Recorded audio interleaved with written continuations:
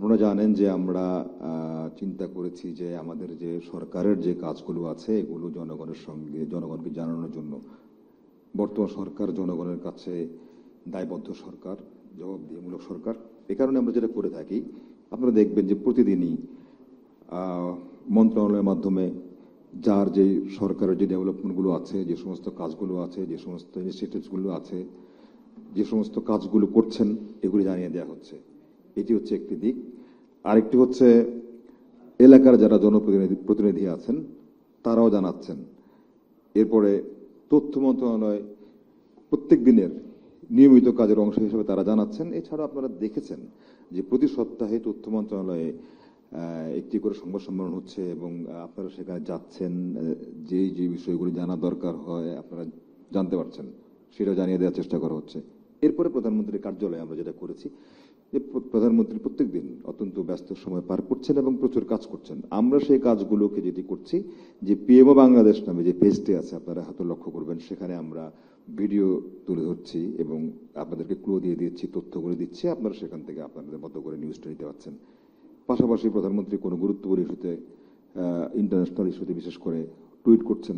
So আমরা যেটা করতে চাইছি সেটা হচ্ছে তথ্যের বিকেন্দ্রীকরণ, সেটি আমরা নিশ্চিত করতে চাই। এবং আরেকটি জিনিস আপনাকে আমি এর আগে একবার বলেছিলাম, আজকে আবার বলছি, এছাড়াও যাতে মানুষ সর্বস্তর থেকে, তৃণমূল থেকে আরম্ভ করে এই প্রধানমন্ত্রীর কার্যালয় পর্যন্ত যত কাজগুলো সরকার করছেন, যেহেতু সরকার কাজগুলি করছেন জনগণের জন্য, আমরা সেটি নিশ্চিত করতে চাই, জনগণকে জানাতে চাই। এই জন্য সরকারের একটি পরিকল্পনা আছে, শুধু পরিকল্পনা নয়, সরকার সেটি বাস্তবায়ন করতে যাচ্ছে। সেটি হচ্ছে জেলা তথ্য কর্মকর্তা, তাদেরকে আরো বেশি এম্পাওয়ার্ড করা হচ্ছে, তাদেরকে আরো বেশি ক্ষমতায়িত করতে পারছে, যাতে করে তারা যার যার ডিস্ট্রিক্টে যে সমস্ত ঘটনাগুলো হচ্ছে সংশ্লিষ্ট জেলার সাংবাদিকরা যাতে জেলা তথ্য কর্মকর্তার সঙ্গে যোগাযোগ করে একটি আপ টু ডেট ইনফরমেশন পেতে পারেন যে কোনো বিষয় সম্পর্কে, ঘটনা সম্পর্কে। সেই জন্য জেলা তথ্য কর্মকর্তাদেরকেও ক্ষমতায়িত করা হচ্ছে। এগুলো একটা বিষয়। আর এবার আসি আজকের বিষয় সম্পর্কে, যে সেটি হচ্ছে আপনারা জানেন যে সরকার যে নির্বাচনী ইশতেহার প্রকাশ করেছিল, সেই 31 দফা নির্বাচনী ইশতেহার সেটি বাস্তবায়ন করছে। একই সঙ্গে জুলাই সনদ, যেটি সংসদের সাউথ প্লাজায় স্বাক্ষরিত হয়েছিল, যেভাবে স্বাক্ষরিত হয়েছিল সেভাবে বাস্তবায়ন করছে। সুতরাং 31 দফা এবং জুলাই জাতীয় সনদ এগুলো সরকার পর্যায়ক্রমে বাস্তবায়ন করে চলছে। এখন এই বাস্তবায়ন করে আমরা কথাগুলো বলছি, আসলে চলছে কিনা, সরকার বাস্তবায়ন করছে কিনা, এই কাজগুলো মানুষ জানতে পারবে আপনাদের মাধ্যমে। আপনারা যেভাবে জানাবেন, আপনারা যেভাবে জানবেন এবং যেভাবে জানাবেন সেভাবেই সরকার, তাহলে জনগণ জানতে পারবে যে কাজগুলি কতটা হচ্ছে। তো সেই জায়গা থেকে আমরা যে তথ্যগুলো আপনাদের সামনে তুলে ধরছি, জনগণের সামনে তুলে ধরার দায়িত্ব এরপর আপনাদের। এবার দেখেন,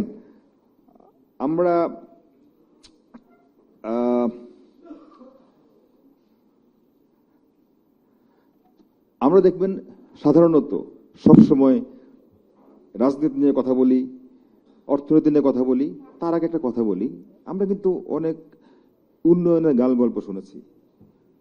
মাননীয় প্রধানমন্ত্রী, এখন যিনি মাননীয় প্রধানমন্ত্রী, তিনি যখন বিএনপির চেয়ারম্যান থাকা অবস্থায়ও, নির্বাচনের আগে যখন আমরা সারা দেশের বিভিন্ন জেলায় ক্যাম্পেইনে গিয়েছিলাম, এবং এখনো তিনি প্রতিদিন ক্যাম্পেইন করছেন, বিভিন্ন জায়গা যাচ্ছেন, তো সেখানে মানুষের কথা শুনছেন, মানুষের সমস্যার কথা শুনছেন, সমাধান দিচ্ছেন।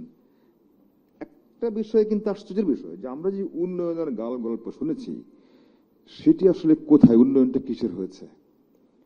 আমি এক উদাহরণ দিই আপনার কাছে। বাংলাদেশে এখন এই মুহূর্তে যতদূর জানি যে উপজেলার সংখ্যা 500টি। বর্তমান সরকার 5টি উপজেলা নতুন করেছে, তাহলে তার আগে ছিল 495টি। এবং আপনারা জানবেন, বাংলাদেশের স্বাধীনতার ঘোষক শহীদ রাষ্ট্রপতি জিয়াউর রহমানের সময় যে উপজেলা স্বাস্থ্য কেন্দ্র কিংবা উপজেলা হাসপাতাল যেটা করা হয়েছিল, তখন করা হয়েছিল 30টি বেড করা হয়েছিল। এবং দেশনেত্রী সাবেক প্রধানমন্ত্রী মরহুমা বেগম খালেদা জিয়ার সময় অনেকগুলো 30 বেডের হাসপাতালকে কিন্তু 50 বেড উত্তীর্ণ করা হয়েছিল। এই হচ্ছে উন্নয়ন। আমি কারো বিরুদ্ধে কিছু বলতে চাইছি না, আমি বলছি এটা হচ্ছে উন্নয়ন চিত্র। আর এবার এই সরকার যখন ক্ষমতায় এসছেন, আমাদের বর্তমান প্রধানমন্ত্রী তারেক রহমান সরকারের আমলে উনি যখন ক্ষমতায় এসছেন, উনি অলরেডি ডিক্লেয়ার করেছেন যে বাংলাদেশের 492টি হাসপাতালে উপজেলা স্বাস্থ্য কমপ্লেক্স বর্তমানে আছে, যেগুলি 30 বেড এবং 50 বেড, প্রত্যেকটাকে 101 সদস্য বেডে উন্নীত করা হবে। এই যে উন্নয়নের কথা, 492টা হাসপাতালে যদি 101 বেডের হাসপাতালে উন্নীত করা হয়, তাহলে এখন আমাদের প্রশ্ন, এই যে আমরা উন্নয়নের কথা শুনছি, এই উন্নয়নটা কার জন্য ছিল, কি জন্য ছিল? তাহলে কি স্বাস্থ্য ক্ষেত্রে আমাদের উন্নয়ন হয়নি? তাহলে কোন ক্ষেত্রে কথা বলবেন, কোন জায়গা হয়নি? এবার আসলে আরেকটা বিষয় বলি আমাদের, আমরা রাজনীতির কথা বলি সবসময়, অর্থনীতির কথা বলি সবসময়। এই যে আপনারা আজকে যাবেন, এখান থেকে যাবেন, রিপোর্ট করবেন, রাজনীতির বিষয়ে রিপোর্ট করবেন, অর্থনৈতিক বিষয়ে রিপোর্ট করবেন, যেগুলি মানুষ সবসময় শুনতে চায়। কিন্তু আপনারা কি জানেন, আমাদের অনেক জায়গায় অবনতি হয়েছে, অনেক জায়গায় অবতীর্ণ হয়েছে। ফ্যাসিস্ট গভর্নমেন্টের সময় যে সমস্ত যা অবস্থা হয়েছে আপনারা ভালো করে জানেন, নতুন করে বলার কিছু নাই। আমাদের অনেক জায়গায় অবনতি হয়েছে, সবচেয়ে বেশি অবনতি হয়েছে আমাদের, অবনতি হয়েছে এখন পর্যন্ত আমি দেখেন বাংলাদেশের যে ধর্মীয়, সামাজিক, পারিবারিক মূল্যবোধ, এই জায়গাগুলোতে আমাদের মারাত্মক অবনতি ঘটেছে, অবক্ষয় ঘটেছে। মূল্যবোধের যে অবক্ষয়, এটা আমাদের অন্যান্য সকল অর্জনকে ম্লান করে দিচ্ছে। আমার ধারণা আপনারা এখানে যারা আছেন, ভাই আছেন, বোন আছেন, মা আছেন, বাবা আছেন, আপনারা প্রত্যেকের পরিবারে বেড়ে উঠছেন, বড় হচ্ছেন, আপনারা আপনাদের সন্তানদেরকে দেখছেন সামনে, আপনাদের সামনে হয়তো সন্তানরা চেঞ্জ হয়ে যাচ্ছে। এটা সত্যিই যে সোশ্যাল মিডিয়ার একটা নেতিবাচক প্রভাব হয়তো আছে, কিন্তু সোশ্যাল মিডিয়ার নেতিবাচক প্রভাব আছে বলেই আমরা যারা বড় হয়েছি, আমরা যারা বাবা হয়েছি, মা হয়েছি, আমরা যারা বড় ভাই হয়েছি, আমাদের সম্ভবত নাগরিক হিসেবে দায়িত্বটা আরো বেড়েছে। এই আপনারা খেয়াল করেছেন কিনা, বর্তমান সরকার, আমাদের মাননীয় প্রধানমন্ত্রী তারেক রহমান কি অবস্থায় দেশ পরিচালনার দায়িত্ব গ্রহণ করেছেন, এটা আপনারা জানেন, নতুন করে বলবো না, এর আগে বলা হয়েছে। কিন্তু উনি দুটো কাজ করছেন, পাশাপাশি দুটো কাজ করছেন।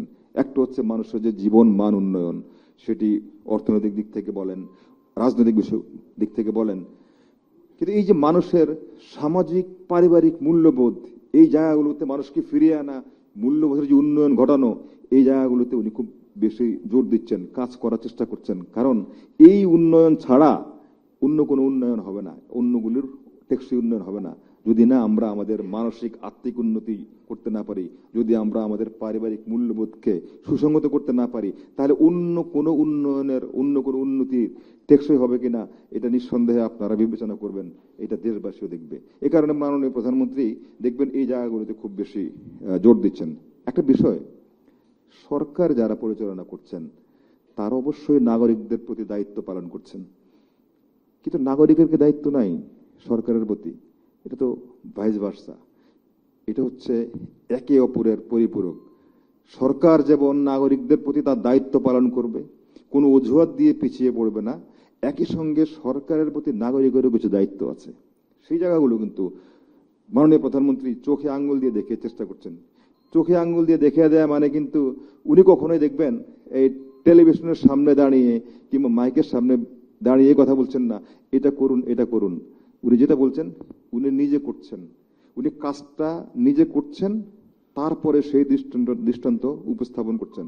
আমি জানি না আপনাদের চোখে পড়েছে কিনা, আমি সম্ভবত 1 মাস আগে আর্মি স্টেডিয়ামে একটা অনুষ্ঠান, সেখানে প্রায় 22,000 শিক্ষার্থী এসেছিল, ক্লাস 1 থেকে ক্লাস 5 পর্যন্ত।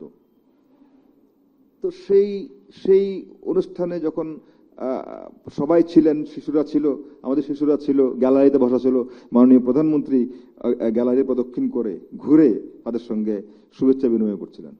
তো এই গ্যালারিতে যাওয়ার সময় একটা প্লাস্টিকের বোতল, 2-3টা প্লাস্টিকের বোতল মাঠে পড়া ছিল।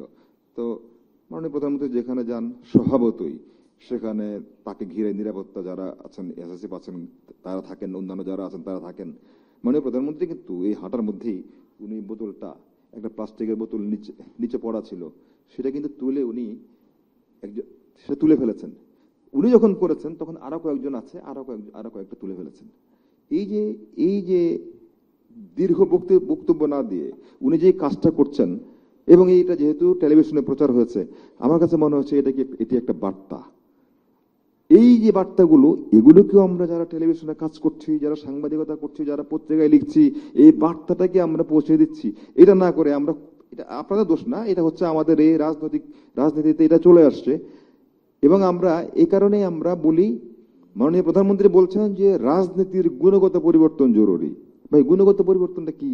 এই যে আমরা বলি যে রাজনীতির গুণগত পরিবর্তন জরুরি, এই গুণগত পরিবর্তনটা কি? আমি তো মনে করি এটাই হচ্ছে একটা গুণগত পরিবর্তন, যে উনি টেলিভিশনের সামনে এসে খালি গুণগত পরিবর্তন জরুরি এই কথা না বলে গুণগত পরিবর্তনটাকে উনি দেখিয়ে দিয়েছেন, যে আমি যদি এই কাজটা করি তাহলে আর 10 জন করবে এবং করা উচিত সবার। আপনারা দেখেন আরেকটা কথা বলি, এই যে কয়েকদিন আগে জাতীয় সংসদে আপনার বক্তব্য দেখেছেন। এই সংসদে আমরা অত্যন্ত ভারী কথাবার্তা বলি, দেশের কথা বলি, সংবিধানের কথা বলি। আমরা কয়েকজন বুঝি, কত লোক বুঝে আমরা জানি না। কিন্তু এই সংসদে দাঁড়িয়ে মাননীয় প্রধানমন্ত্রী ওনার এই যে বাজেট বক্তব্য দিলেন, সেই বাজেট বক্তব্যের সমাপনী অনুষ্ঠানে উনি বলেছেন দুটো কথা, আপনারা খেয়াল করেছেন কিনা। উনি বলেছেন যে আমি জনগণের প্রতি আহ্বান জানাই। তিনি কিন্তু কাজটা আগে করেছেন, সেটি বলেছেন যে আমরা যত্রতত্র বর্জ্য ফেলবো না। এই কথাটা কি আপনারা পার্লামেন্টে শুনেছেন? এর আগে কখনো পার্লামেন্টে শুনেছেন? পার্লামেন্টে আমরা শুনেছি, আমরা অর্থনৈতিক কথা শুনেছি, রাজনীতির কথা শুনেছি, খিস্তি খেয়েও শুনেছি, হ্যাঁ, গান শুনেছি, অনেক বাদ্য বাজনা শুনেছি। এই কথাগুলো আমরা শুনিনি। পার্লামেন্ট থেকে যখন উনি ওনার 350 এমপির সামনে বার্তাটা তুলে ধরলেন, 350 এমপি যারা বাংলাদেশকে রিপ্রেজেন্ট করছেন তাদের সামনে তুলে ধরছেন, তারা যদি গিয়ে নিজের এলাকায় এই কাজটা করে, এবং আপনারা যারা সংবাদকর্মী আছেন, আপনারা যারা সাংবাদিক আছেন, সম্পাদক আছেন, দায়িত্বশীল মিডিয়া গণমাধ্যম কর্মী আছেন, আপনারা যদি এই বার্তাটাকে জনগণের সামনে একটি গুরুত্বপূর্ণ বার্তা হিসেবে তুলে ধরতে পারেন, তাহলে আমরা মনে করি এই জায়গাটা হচ্ছে সম্মিলন। এই সরকারের সঙ্গে জনগণের যে সম্মিলনটা হচ্ছে, যে সৎ উদ্দেশ্যে, এই আজকে যদি একটা বর্জ্যমুক্ত বাংলাদেশ হয়, এটা কি শুধুমাত্র বিএনপি গেইনার হবে? আপনারা যারা হবেন না, যারা বিএনপিকে সাপোর্ট করেন না, তারা হবেন না? নিঃসন্দেহে দেখুন অনেক লোক আছেন, আমি জানি নিঃসন্দেহে আপনারা দলটাকে, এই বিএনপিকে সাপোর্ট করতে হবে। Not necessary. মাননীয় প্রধানমন্ত্রী বলছেন তো যে আপনি যে যাকে ইচ্ছা, উনি তো স্পষ্ট বার্তা দিয়েছেন সংবাদ কর্মীদের উদ্দেশ্যে এই বার্তা, যারা জনপ্রশাসনে রয়েছেন বার্তা, যারা সমাজে রয়েছেন সবার জন্য একটা বার্তা, সেটি হচ্ছে আপনারা যার যা ইচ্ছা যে দল করেন, কিন্তু আমরা দেশের জন্য কাজ করছি, সমৃদ্ধ বাংলাদেশ গঠনের জন্য কাজ করছি। এই গঠন করার জন্য আপনাদের সহযোগিতা চাই। আর আপনার যেই বিশেষ করে প্রশাসনে যারা আছেন এবং আপনাদের সংবাদকর্মী যারা আছেন, আপনাদের জন্য এটা হতে পারে যে আপনার যদি কোনো বক্তব্য থেকে থাকে, যদি সমর্থন থেকে থাকে, আসুন সেটা আমরা ভোটের বাক্সে আমাদের সেটা প্রতিফলন ঘটাই। আপনি প্রতিফলন ভোটের বাক্সে ঘটান, আপনি তো কাউকে না কাউকে সাপোর্ট করতেই পারেন, আপনি সেটা ঘটান। তো উনি এই কথাটা বলেছেন। আরেকটা কথা বলেছেন এই পার্লামেন্টে, উনি একটা ছড়াও বলেছিলেন, আপনি দেখেছেন কিনা, যে সকালে উঠে আমি মনে মনে বলি সারাদিন আমি যেন ভালো হয়ে চলি। আমি একটা কথা বলি আপনাদেরকে, আপনি কিছু মনে করবেন না, সংবাদ সম্মেলনটা মনে হয় একটু ডিফারেন্ট হচ্ছে, তারপরেও আমি আমার মনে হয় কথাগুলি আপনাদের কাছে বলতেই চাচ্ছি, যে এই যে সকালে উঠে আমি মনে মনে বলি সারাদিন আমি যেন ভালো হয়ে চলি, মাননীয় প্রধানমন্ত্রী যে সংসদে এই কথাটি বলেছেন, কেন বলেছেন? এটি কি একটি বার্তা নয়? এবার আমরা খেয়াল করি তো, আমরা কয়টা পত্রিকায়, কয়টা টেলিভিশনে এই কথাটা নিয়ে আমরা নিউজ করেছি? এই কথাটা কি উনি ওখানে কি আবৃত্তি করেছেন? ওটা কি একটা ছড়াটা কি আবৃত্তি করার জন্য বলেছেন? এইটা নিয়ে কি আমরা কথা বলেছি? আমরা সেটা না বললে প্রত্যেকটা, এই জন্য যদি আসলে আমাদের প্রত্যেকের উদ্দেশ্য স্বচ্ছ হয়, আপনারা যারা সংবাদকর্মী, সরকারে যারা রয়েছেন, প্রত্যেকের উদ্দেশ্য যদি স্বচ্ছ হয়, তাহলে আমরা দেখবেন আসলে একসঙ্গে আমরা এগিয়ে যাব। মাননীয় প্রধানমন্ত্রী যে বাংলাদেশের কথা বলছেন পারিবারিক মূল্যবোধ ভিত্তিক, উনি যে বলছেন যে এই যে সকালে উঠে আমি মনে মনে বলি সারাদিন আমি যেন ভালো হয়ে চলি, এমন ছড়া, এমন গল্পের বাংলাদেশ, এমন ছড়ার বাংলাদেশ, এমন মূল্যবোধের বাংলাদেশ যদি আমরা করতে পারি, তাহলে আমার ধারণা আমরা ভালোর দিকে যাব, আলোর দিকে যাব।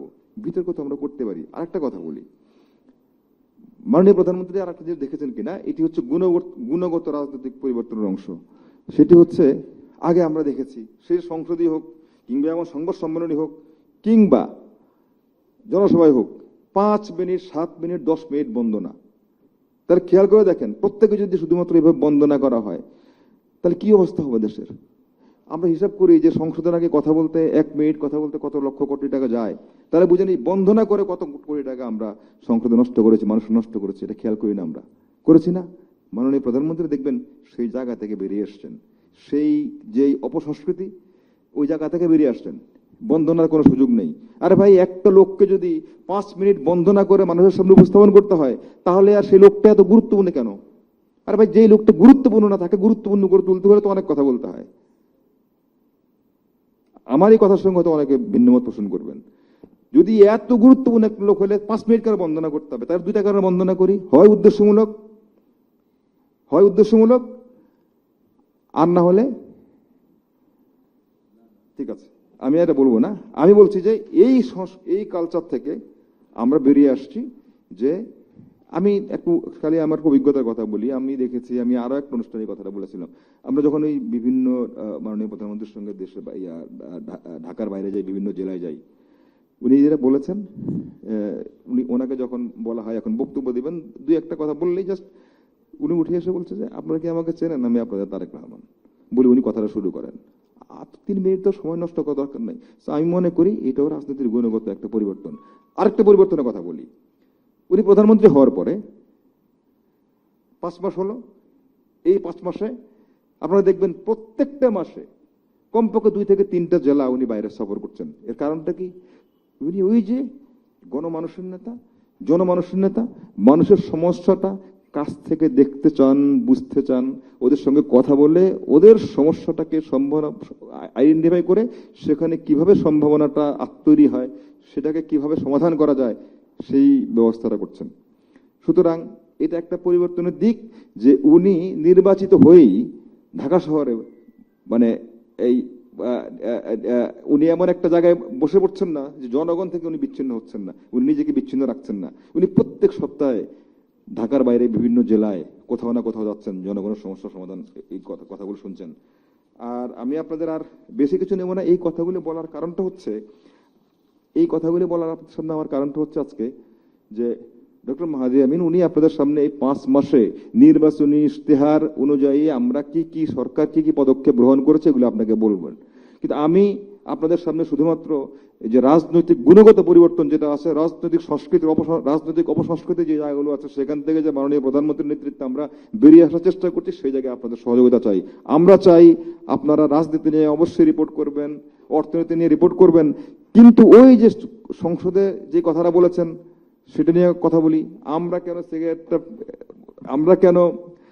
কেন আরেকটা বিষয় আপনারা দেখছেন প্রাণীর দিক থেকে, এই যে প্রাণী কুকুর বিড়ালকে তো আমরা এমন অবস্থা, আমরা জানি না আমাদের কি অবস্থা, মানুষ তো আমরা দাবি করি, তো আমাদের তো কুকুর মানুষ হয়তো অনেক সময় এমন অবস্থা হয়েছিল তো ফ্যাসিবাদের আমলে, মানুষ মনে করে আরে আমি তো মানুষেরই তো কোনো দাম নাই, মানুষেরই তো কোনো নিরাপত্তা নেই, আবার কুকুর বিড়াল অবস্থাটা এমন দাঁড়িয়েছিল হয়তোবা যে ফ্যাসিবাদী শাসন আমলে যেখানে মানুষের কোনো নিরাপত্তা ছিল না, মানুষেরই কোনো মূল্য ছিল না, সেখানে তো কুকুর বিড়াল ঠিকমতো থাকবে কিনা, প্রাণী ঠিকমতো থাকবে কিনা, হাতি বাঘ ঠিকমতো থাকবে কিনা, বাঘ ঠিকমতো থাকবে কিনা, এটার অবস্থা তো এটা তো মানুষ চিন্তাই করতে পারতো না। কিন্তু মাননীয় প্রধানমন্ত্রী এই জায়গাটা তো খুব বেশি কনসেন্ট্রেট করছেন। আপনারা দেখবেন যে উনি বন্য প্রাণীর সংরক্ষণের জন্য এই কাজটা করছেন। আমি একদিন জিজ্ঞেস করেছিলাম কথা বলতে যে আপনি কি কারণে এটা করছেন, অনেকগুলি কথা বলেছেন, তার মধ্যে একটা হচ্ছে দেখেন মানুষের প্রতি যে কোনো জুলুম হয়, মানুষের প্রতি মানুষ যদি জুলুম করে, কোনো না কোনো একদিন মানুষ অ্যাটলিস্ট প্রতিবাদ করার সুযোগ পায়, কিংবা তার পক্ষে কেউ কথা বলে, আরে এই যে বন্য প্রাণী, এটা তো একটা প্রাণ, তারও তো কষ্ট হয়, তার পক্ষে কেউ দাঁড়াবে না? সরকারকে দায়িত্ব না দাঁড়ানোর? সো এই যে আমি বললাম যে আমি আপনাদের সামনে এই কারণেই এই গুণগত পরিবর্তনগুলো কথা বললাম। আমি আশা করি এই সমস্ত সামাজিক ইস্যুগুলো, পারিবারিক ইস্যুগুলো আপনাদের টেলিভিশনে, আপনাদের রিপোর্টিংয়ে যথাযথভাবে আসবে এটা বলে আমি আমার বক্তব্য শেষ করছি। শেষ করার আগে খালি আমি একটি কথা বলছিলাম, এর আগে প্রথমবার যখন আমি জানিয়েছিলাম, আমি বলেছিলাম আমার চোখে যেটা অর্জন মনে হয়েছে সেগুলো তো অর্জনগুলো বিস্তারিত মাহাদি আমিন বলবেন। আমার কাছে সাম্প্রতিক সময়ে, বিশেষ করে গত আনুষ্ঠানিক যে অনুষ্ঠানটা হয়েছিল আপনাদের সামনে, প্রেস কনফারেন্সটা হয়েছিল, তারপরে আজকে আমি যখন দাঁড়িয়েছি, এই সময়ের মধ্যে ধরেন 1.5-2 মাসের মধ্যে আমার কাছে অন্যতম একটা বড় অর্জন মনে হয়েছে যে এবারের বাজেট। এবং আপনারা দেখবেন যে বাজেট দেয়া হলে আমরা দেখেছি এই 1 দিন আগে 2 দিন আগেই কিছু জিনিসপত্র স্টক করে রাখা হতো, বাজেট হওয়ার পরে ওগুলো মার্কেটে ছেড়ে দেওয়া হতো, সেগুলো দাম হু হু করে বেড়ে যেত। কিন্তু এবার আপনারা খেয়াল করেছেন কিনা, এবারের বাজেটে দেওয়ার পরে একটা জিনিসের দামও বাড়েনি। এটা বোঝা যায়নি যে বড় একটা কিছু হয়েছে, কিন্তু এবং এটাকে মাননীয় প্রধানমন্ত্রী বলেছেন জীবন বান্ধব বাজেট। কেন বলেছেন জীবন বান্ধব বাজেট?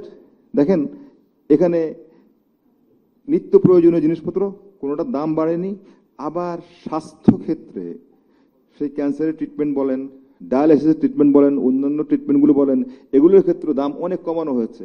সো বিভিন্ন সময় আমরা বাজেটকে বিভিন্নভাবে অভিহিত করতে দেখি, কিন্তু এবার উনি বলেছেন এটা জীবন বান্ধব বাজেট। এবং আমার ধারণা সারা বাংলাদেশের মানুষ, আপনারা বলতে পারবেন, আপনারাও জনগণকে ইন এ সেন্স রিপ্রেজেন্ট করেন, এটা ছিল জীবন বান্ধব বাজেট এবং এই বাজেট মানুষ অ্যাকসেপ্ট করেছে। সো এটা একটা বড় অর্জন। আর আপনাদের সামনে বাকি অর্জনগুলি তুলে ধরবেন ডক্টর মাহাদি আমিন। আপনাদেরকে ধন্যবাদ। আমি একটু ভিন্ন বিষয়ে কথাগুলি বললাম, আমি আরেকবার আহ্বান জানাই আপনারা এই বিষয়গুলো, কারণ যেহেতু আমরা এই সমাজে বেড়ে উঠেছি, আমরা এই সমাজেরই সন্তান, সুতরাং আমাদের প্রত্যেকের যদি সতর্ক হই, তাহলে আমাদের সামাজিক পারিবারিক মূল্যবোধগুলি ফিরে আসবে। ফিরে আসতে দেখবেন যে আমাদের আরো অনেক পরিবর্তন আমরা লক্ষ্য করতে পারবো। আপনাদেরকে অসংখ্য ধন্যবাদ। আসসালামু আলাইকুম।